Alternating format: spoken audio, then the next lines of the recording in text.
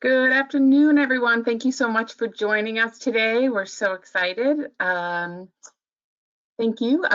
We're excited to have Ellen Wasielewski with us today for Be Your Own Hero. I'm just going to go over a few things before we get started and before I introduce Ellen. Over on the right-hand side of your screen, you're going to see a little box with questions. You just have to push the little triangle and you can enter your questions.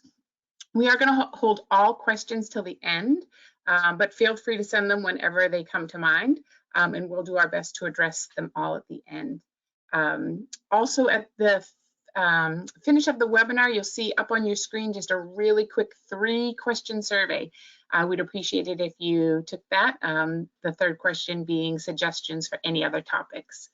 So with that, I'll introduce Ellen Wasielewski. Sorry about that, who's a transition coach, a speaker, an author, motivator, and chief engagement officer at BLT Strategies. She and her team work with executives, first responders, nurses, and individuals. With a focus on anti-burnout, grief and loss, and resiliency training, they open up minds to how crisis and change can be transformational. And with that, I'm going to turn it over to Ellen. Ellen? Thank you. That was a very lovely introduction with a name that has too many vowels, too many consonants and not enough vowels to actually be easy to do. Which is funny because I actually came from Hugh and went to Wasielewski. Well, tongue twisters. Well, thank you, everyone. I am so excited that you're here today.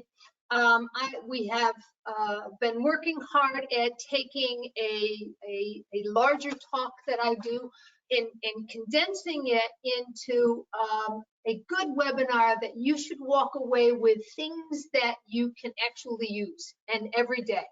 If you end up using some of these over 30 days, the results are often phenomenal.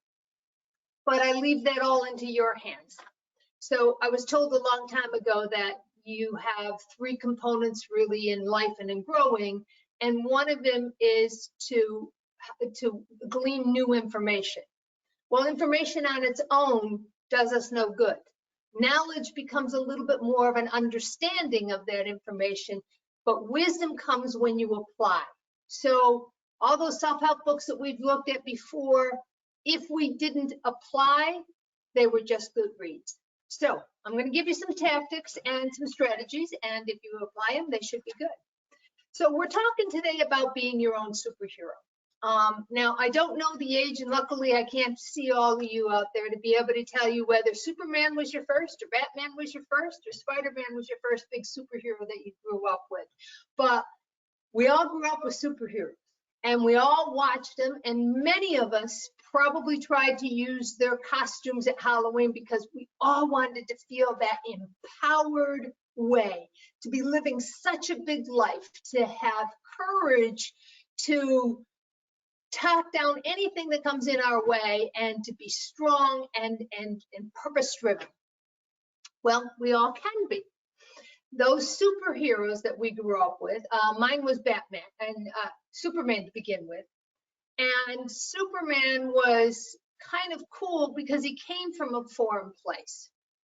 And he came onto this world and he had strengths and he had weaknesses. And we knew his strengths is faster than a speeding bullet, and we knew his weaknesses were kryptonite. Well, that gave him much more of a human persona.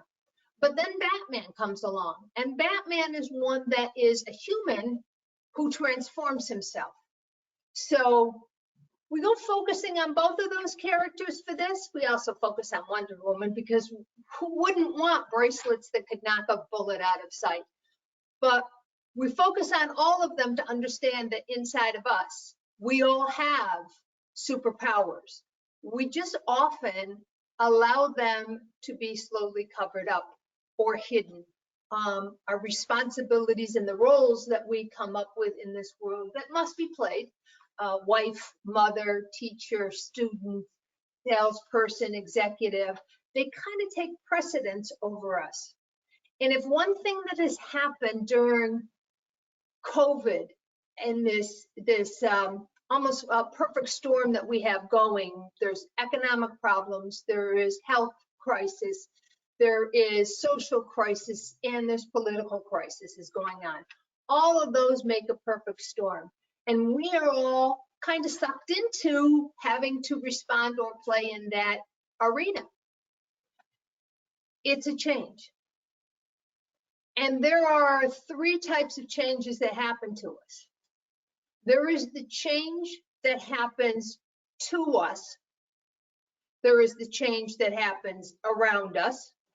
COVID might not have affected us, could have affected us, but that's the type of goes around us. But the most important change is the change that happens because of us. And that's where our power really lies, the change that happens because of us. So, yes, I do have notes because I can go all over the place. So I'm just gonna make sure that I am staying on everything for a while. Kristen told you a little bit about me. I am the CEO, which I call Chief Engagement Officer, of BLT Strategies. BLT is just like the sandwich. So if you think of something that's perfectly nutritional values, it's a bacon, lettuce, and tomato sandwich because it has a protein, a carb, a fruit, a vegetable, and a fat. And if you take any one of those out of that sandwich, it's incomplete. It's just not as tasty. And there's always one primary one like the bacon. You take that out of it and it really isn't that good. But that was not just the foundation of framework of how we came together. That was an offset of what we recognized once we named it BLT Strategies. We've had a ripple effect like many of you have in your lives is you start off on one path and it expands. Doesn't necessarily change. It takes what you know and expands it. So with BLT Strategies, just to give you a quick overview, we began working in bereavement, loss, and transition. People who had gone through a loss of some kind but still had to go on, primarily executives. They still have key performance indicators. They still have P&L statements that I have. All of that still has to work. But at that kind of a crisis or an adversity, it's a little hard to keep yourself mentally sharp while all of these other things are going on for you. That's where we started. What we learned is that all of these people going through this were going through chronic stress. Chronic stress is just stress that's impacted over time. From there, we began to look at, when COVID came in here, is that our nursing staff. So nurses are one of the primary people who end up having this chronic crisis has now elevated. They've never had it like this before. So we're also there supporting it. Why do I tell you all this? Because I want you to see the ripple effects that I have had so far in my life. And they have been sudden changes. My resume is not an MBA from one of our wonderful colleges or universities. My resume comes from the wrinkles that are on my face, the adversities that I have gone through, the changes that have happened to me, and each time, how did I come out of that a little bit more transformed? And so that's why I teach. That is my purpose, is to be able to lift other people up out of their rabbit hole at the times that they need someone who has a flashlight when their tunnel is dark, and to prove to them that that's not a train coming back at you. So that's a little bit about me and how I got here and what I do. Just to be able to say to you that I do have the experience and the knowledge, and this is just something that has happened over time. The Be Your Own Hero kind of came about as coronavirus came into things, is that so many of us are living in this storm, perfect storm, and we're feeling the ground underneath us. The footing is not there. You know, we may be having sleepless nights. We may be having all kinds of symptoms. But when our footing is not solid, it's hard for us to keep going on. So we're going to call that, for this point, we're in the middle of an adversity. And this adversity is going to be able to need all of us to dig deep enough in ourselves to start putting back the things that we really value, because we have learned that there is a good side to quieting down. There is a good side to more family time. There is a good side to be able to spend some time learning things. There's some uncertainty, but there's some good sides. And so we're going to use those good sides as a platform to keep us going. So what I want you to take away from there, this little hour we spent together, is how to face the future with fearless confidence. Take it. Don't be giving your confidence away. Don't be giving your gifts away. Take it. It's yours to own, because you do have everything inside of you. There is a book, Man's Search for Meaning, Viktor Frankl. It's a story of a man who was imprisoned during the German invasion. He was in the German prisoner of war camps, and I'm sure many of you have read that. This man is living in conditions that none of us, I think, could really imagine. We can kind of think about it, but can we really, really imagine what that would be like? And he saw many people dying, giving up hope and dying. And he did to put some things in place in his own mind that allowed him to build himself, to keep some strength, to keep a focus, and to keep going forward. And one of them is that he was separated from his beautiful bride. And every night before he went to bed, he had a conversation with her in his head. He talked about the things that they had done before. He talked about relationships and places they had gone and things that they had seen. But he talked it every night with her and then said goodnight and got some sleep.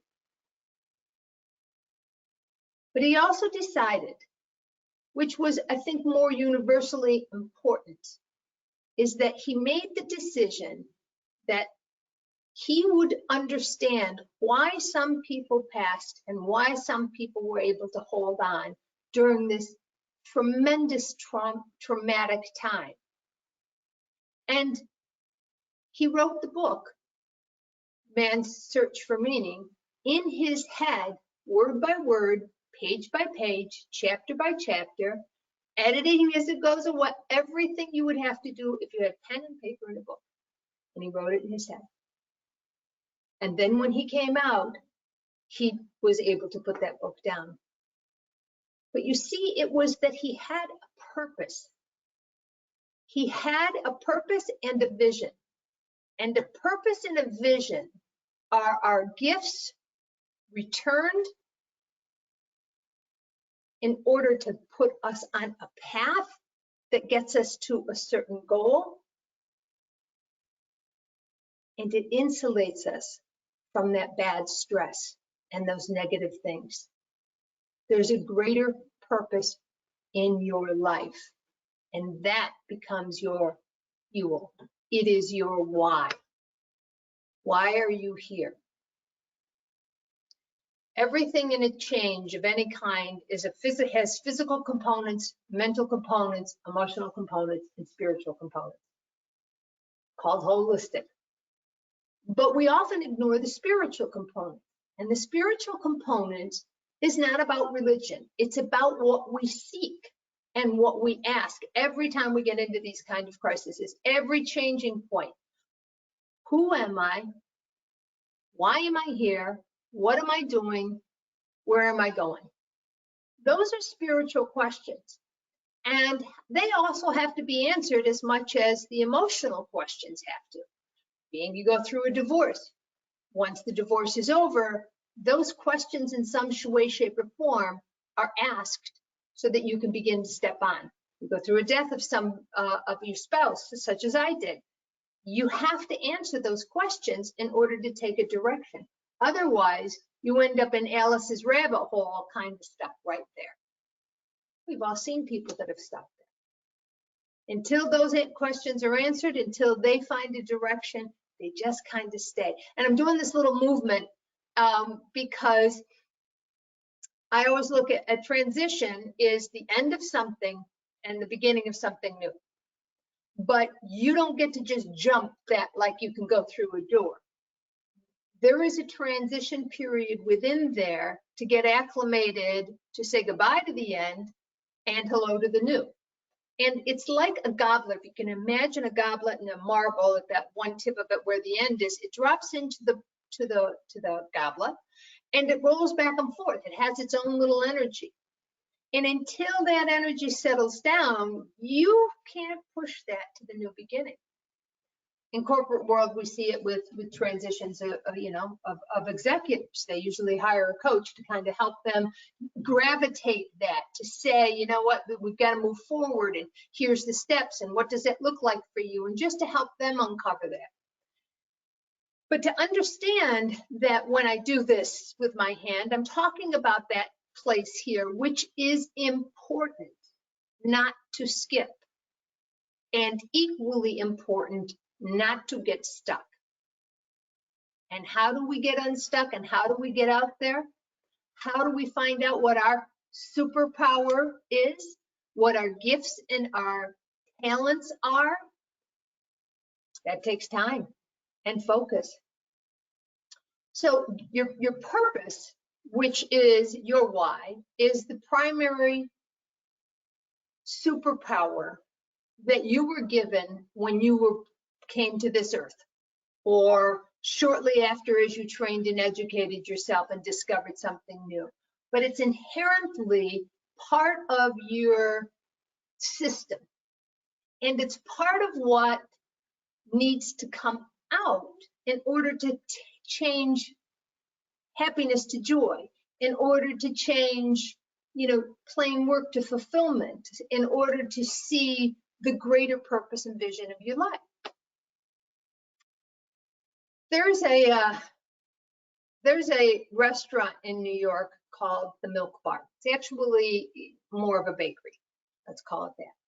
There's a woman in there. Her name is Christina Tossi. I hope I said that right. If you're on here, Christina, I'm sorry. But she grew up in a lovely family, Midwestern town, mother, father, grandparents, Thanksgivings, Christmas, the whole thing that we can envision. And she goes away to college, and she learns about accounting and business development, and that was her plan. But then she gets out of college, she goes, I'm just not feeling this. So she decides to go to New York against her parents' wishes, and she enrolls. There you go, the tongue twister. She enrolls in a culinary school, actually for baking. She goes, she gets a great job, and she's at this job for a while. And the boss sees her as talented, but not really up there. They were making fine, beautiful French pastries and croissants and everything with a little bit of attitude to them. She gets hired by another restaurant, Mama Fuku's, who uses her not as her pastry chef abilities, but as her business organization, and she helps him get on his feet. He had just started and things weren't going well, and he starts to get very successful. Well, apparently in these restaurants, they have family dinners. So every night before the meal, the crowds start coming in, they prepare a meal for all of the families, or all the workers, I'm sorry. And what they do is, they're going to speed this up because I can take a story and make it really long on it. What they do is that everybody makes something, and she would make pastries. And one day she made this pie, which was a mistake. And she looked at it, and it was drippy and gooey, but it was too late. So she put it out, didn't matter what. When she walked in there, she found out they were all eating it and gobbling it up and loving it. So the owner says to her, you're going to be on the menu tomorrow. Go out and figure out something you're going to make for dessert. Panic stricken, she goes to the grocery store, and all she could come up with was a box of cornflakes and a gallon of milk. So she goes home and she takes the gallon of milk and the cornflakes, puts it together, lets it set 20 minutes, takes the cornflakes off, takes the milk, and makes ice cream out of it. Now, I don't know about you, but I can just taste it because I remember cereal, the milk was the best part of it, is when all that cereal was gone and you got to slap up that goodness with the sugary taste of Pebbles or the cornflakes, because you always added something to them too, but you got that taste again in the milk.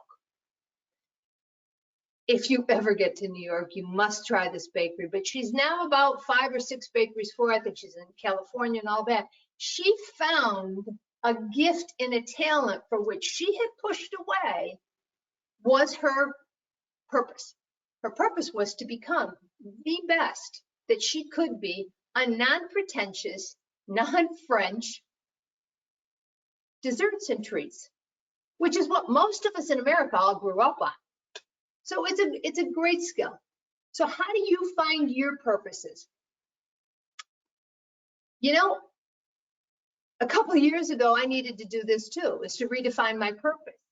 So I did examples. I went and on my Facebook group, I wrote one quick sentence that said, if you know me or you are a past client of mine, tell me what my gifts are.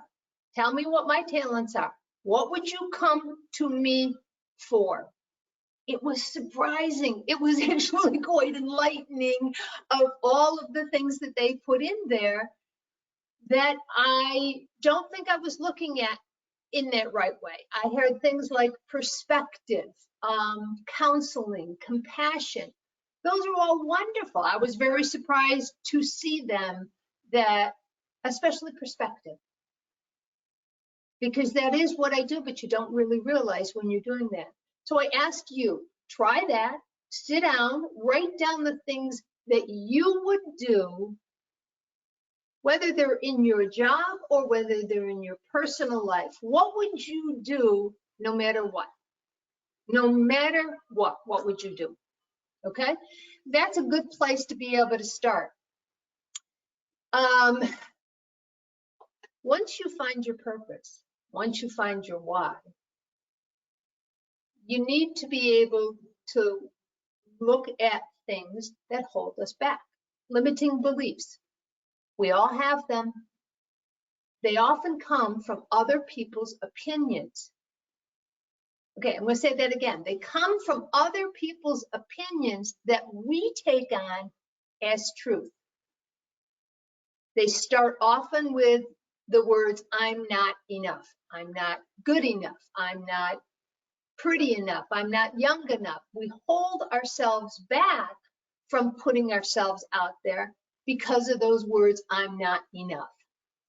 Let me tell you enough of that. It doesn't serve us well at all. It keeps us playing small. I go back again to tell you, most often they come from other people's opinions, not from facts. So as you begin to write down your purpose and see why, your head will get flooded with 100 things of why you can't do something with that. You work a full-time job and you may be very good at baking, or you may be great at teaching, something other than that. Knitting, I'm coming up with what else you could teach on that, but it doesn't matter. It doesn't matter. You're going to get flooded with limiting beliefs that let us play small and hold us back.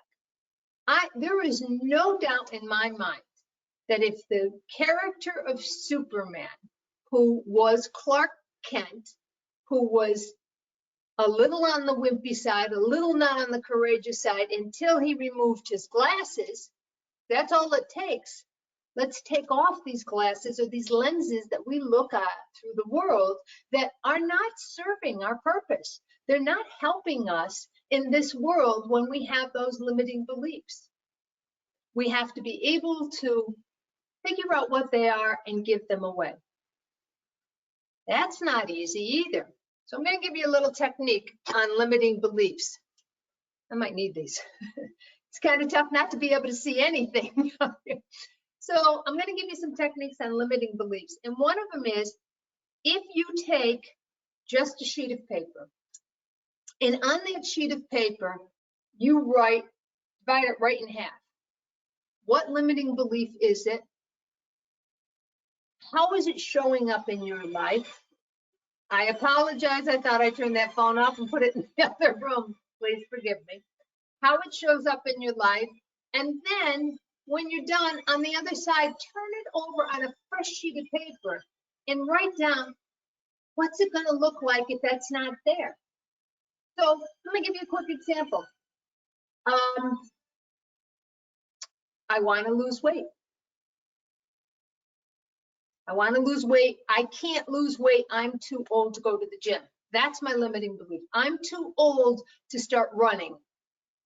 I'm too old to do whatever everything else is. I've gotten this far without it. I don't need it. Those are my limiting beliefs. How is it showing up in front of me in my life? It's showing up in shame because I say I want it, but I don't go do it. It's showing up in guilt that I eat something that's not right for me and I don't go to the gym. And it shows up year after year after year after year. Every January, New Year's resolution, I'm going to lose the weight, and that lasts for about a week or 2 weeks because it's much easier to start something than it is to sustain it. And the reason is you don't have that vision yet in your mind. You don't see where you are. On the other side of it, what will it look like if I let that go? Well, it looks like I either go to the gym or I find something fun, but it begins to move. It looks like I eat right. It looks like I purposely put things intentionally in my life for my health and wellness. It often doesn't mean we're just losing weight. Because like that ripple effect I did before, once you start one, something else happens and something else happens. There's a great saying, what you achieve when you get to your goals is less about what you achieve, more about what you become. It's about what you become because you achieve those goals. So now that we've gotten onto our limiting beliefs, we know that we have to get rid of them. We have to at least be aware of them to be able to get rid of them. If that other one doesn't work, because the limiting beliefs is exactly what's holding you back. You being everyone, have a superpower. And there isn't a goal that you can't achieve with these superpowers if you're ready to. If you wrote down a bucket list of everything you wanted to achieve, I would tell you, you are this far from achieving them. This far. And if you knew you were that far and that close to them, if you were a race, you'd push yourself. If you were climbing a mountain, you'd go even harder because you're only this far. And this far is this far. In between here, what holds us back from taking on the purposes that we've just uncovered and bring them to light. So try that. There's another game that you can do. I'll give you two really quickly.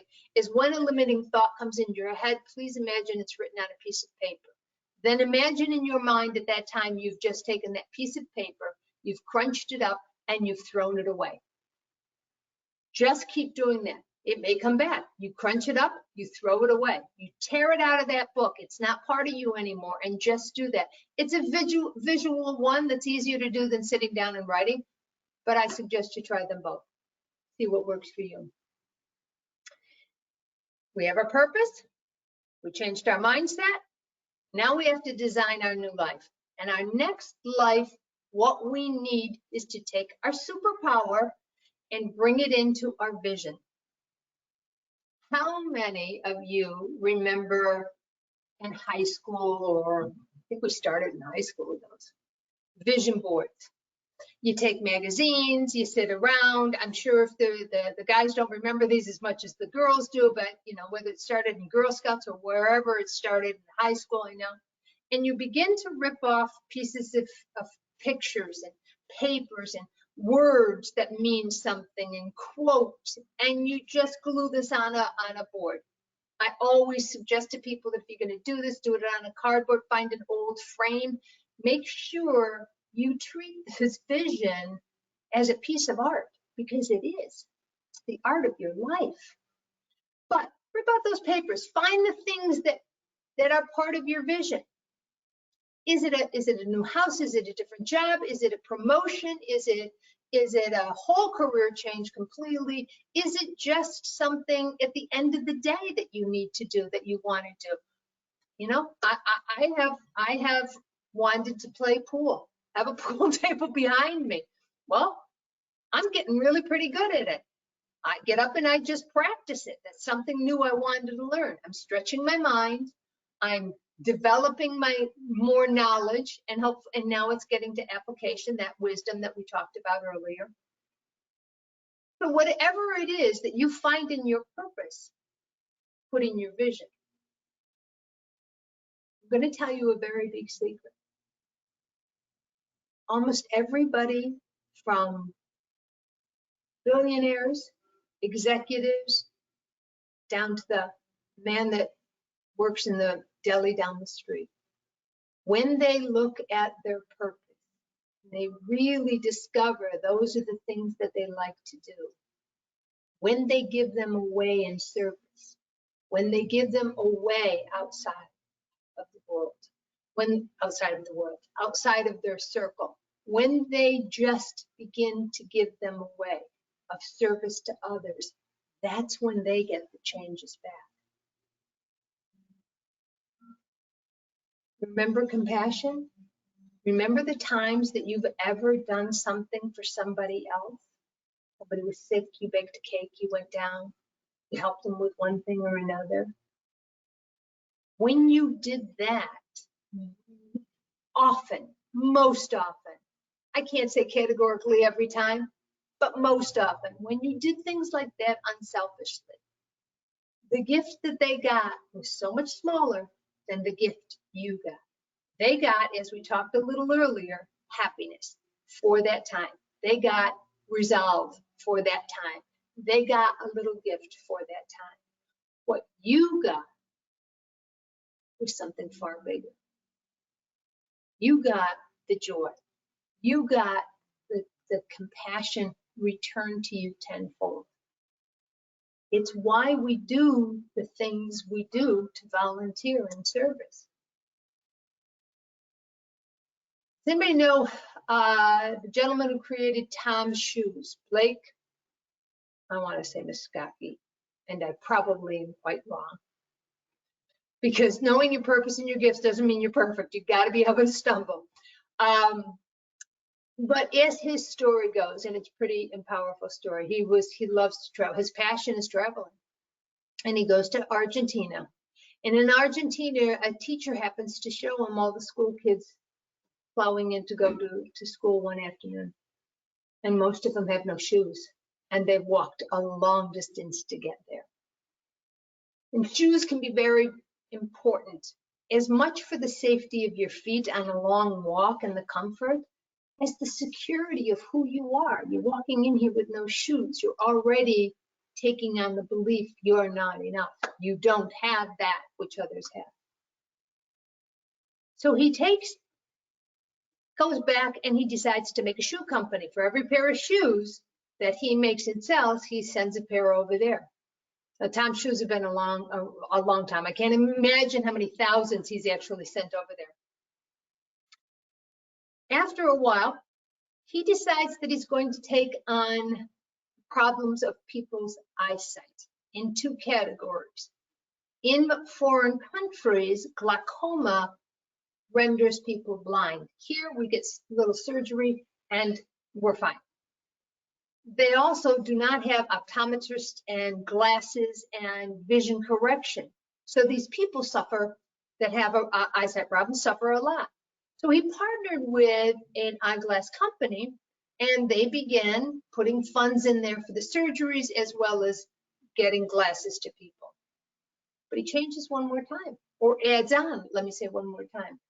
He comes up with the understanding that clean water, is a very difficult thing to come in some of these mountains of Argentina. So he partners with another company, and they begin to dig wells and filtration systems and get clean water to these people. Tom's purpose is stated on his website. I want to change people's lives. That was his purpose. His purpose never changed, but his vision did. First it was shoes, then it was eyes, then it was water. So a vision board, like I'm asking you to do, or a vision graph, make a circle, cut it into, your financial, your mental, your spiritual, your emotional, your social, your family. And put in there in your handwriting what it is you want to see in that. How do you want to see it?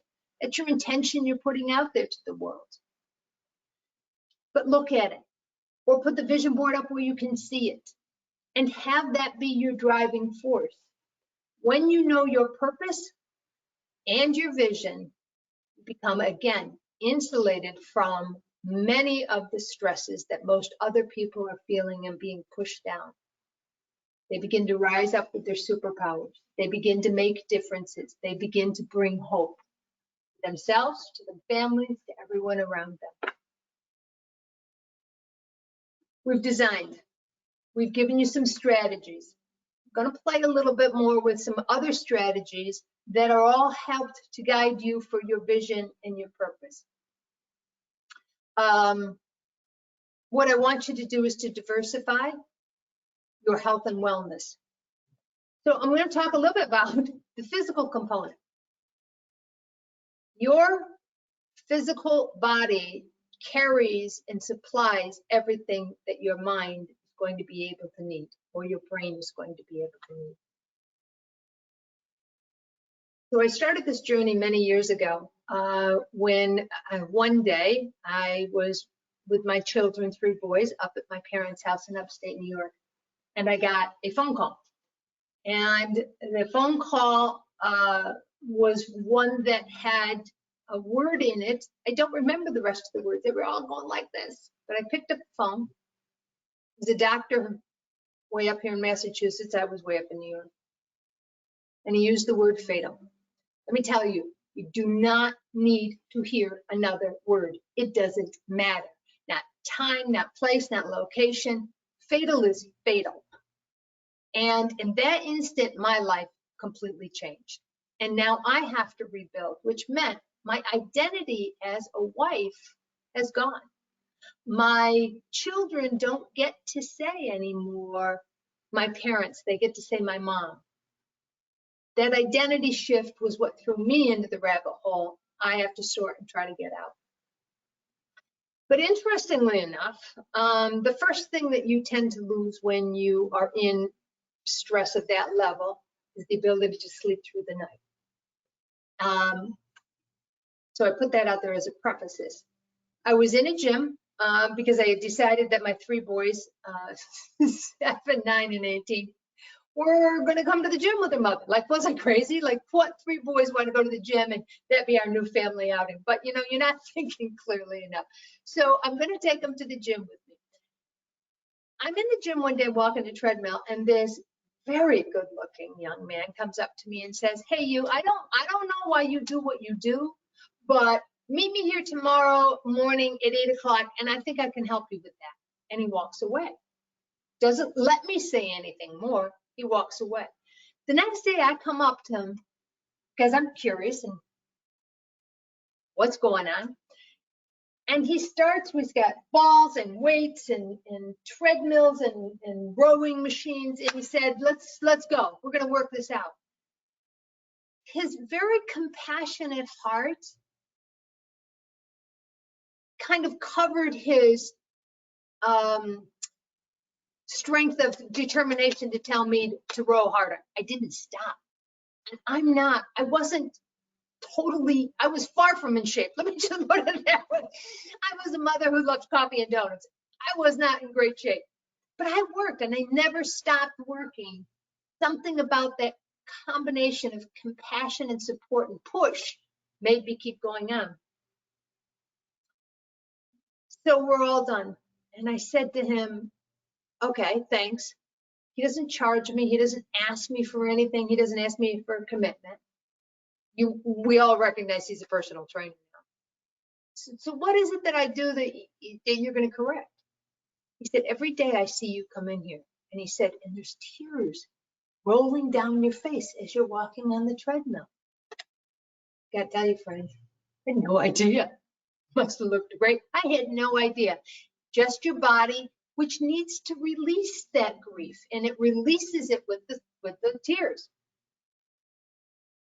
So I go home, and that night, the first time in 7 months, I slept through the night.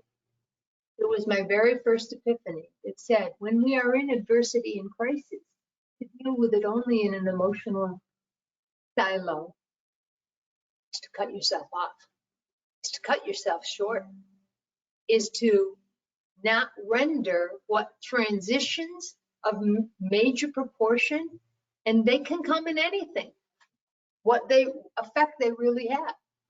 They have a lot of effect on it. Jason now works for the Massachusetts State Police Department as his health and wellness coordinator and also the health and wellness coordinator for BLT strategies. Did I do that just because he was talented? Maybe.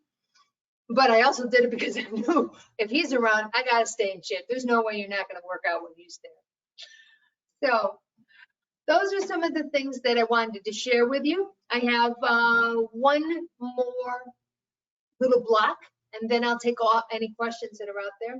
But let's talk about the fuel that you need to keep yourself going as you try to keep your superpower and bring it to light. And we do need your superpower. Motivation. So motivation is, it's like, what do I want to say? It's like daily meals. You can't do it once. Be charged up because Mary Ellen says this is exciting. Let's go get this. It's like eating. You need to do it 2 or 3 times a day. It's the push that you keep putting in your path before your energy is worn out too much. Inspiration is also just as important as some of those stories that I tell you to inspire you. Some of those people are famous. Some of those people are just Joes that got their own purpose together and created a bakery. It doesn't matter. It just matters that it helps to inspire you. And inspiration is like the pull. So if you've got a motivational push behind you and an inspiration in front of you, your vision is your fuel.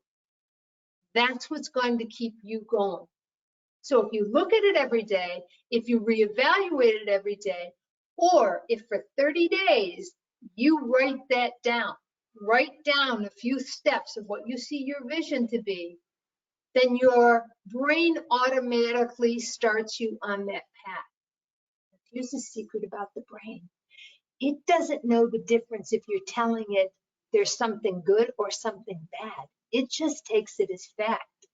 If I tell my brain every day at the end of work, I'm tired, the brain says, okay, you're tired.